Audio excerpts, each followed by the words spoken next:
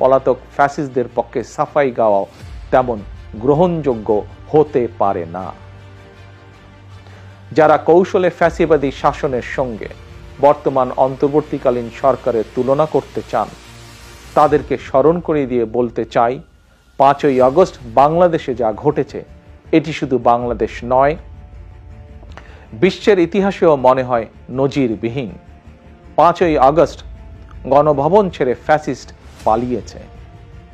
সংসদ ভবন রেখে তথাকথিত সাংসদ পালিয়েছে। আদালত ছেড়ে প্রধান বিচারপতি পালিয়েছে। বায়তুল মোকাররম ছেড়ে প্রধান খতিব পালিয়েছে। ক্যাবিনেট ছেড়ে মন্ত্রীরা পালিয়েছে।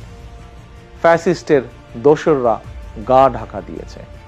তবে উদ্বেগের বিষয় হচ্ছে, পলাতক এই ফ্যাসিস্টের চক্রের মনে এখনো কোনো অনুতাপ